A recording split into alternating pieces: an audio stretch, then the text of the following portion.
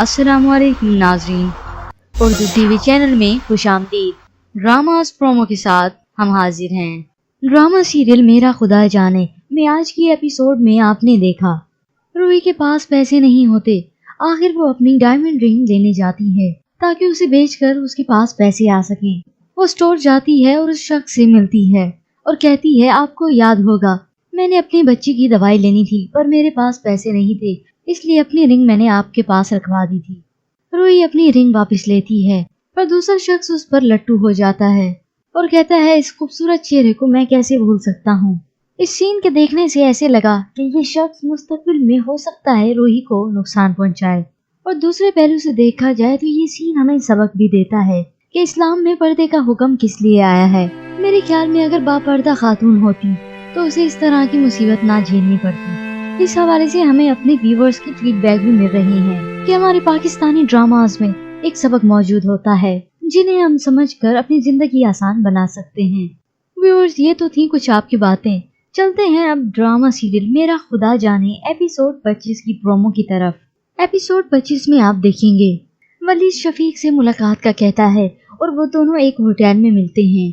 शफीक वलीद का brain wash करता है और रूही पर बहतान लगा देता है।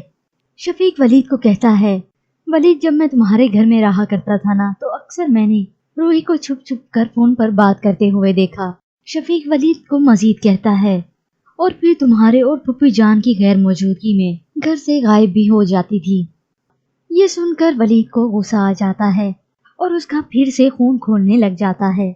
शफीक वलीद को कहता है, मैंने उसे कई बार समझाने की कोशिश की पर मेरे दोस्त तुम तो गवाह हो, वो मुझसे चिढ़ने लगी। शफीक अपना रास्ता आहिस्ता आहिस्ता करके साफ करता जा रहा है कि अगर कल को रूही उसका नाम भी लेती है तो वलीद ये बात मानने से भी इनकार कर देगा और फिर शफीक उससे कहेगा, ये तो मुझ पर बहतान लगा रही है। दूसरी जानिब आप देखेंगे रूही बहुत परेशान है। रूही भाभी से आकर पूछती है, आपने ताबीर को कहीं देखा है? वो उसे बताती है, नहीं अपने कमरे में ही है। जिस पर रूही उसे कहती है, नहीं है वो अपने कमरे में। वो तमाम खवातीन से ताबीर का पूछती है पर कोई भी तकबीर के बारे में नहीं जानता। व्यूअर्स, आपके इल्म में यहाँ देना चाहेंगे ड्यूरिंग प्रोडक्शन कभी ताबीर और कभी तकबीर का नाम आ रहा है, सो इस लिहाज से आप कंफ्यूज ना होइएगा। दूसरी तरफ ये दिखाया जाता है कि वलीद अचानक से मुड़ता है जैसे उसे किसी ने आवाज दी हो सकता है ये ताबीर हो। व्यूअर्स, आपके ख्याल में ये कौन हो सकता है? क्या वलीद का वहम या फिर हकीकत में ताबीर उसके पास आ चुकी है? हमें अपनी राय का इजहार जरूर कीजिएगा। मजीद ड्रामास प्रोमो के लिए आप देखते रहिए उर्दू टीवी।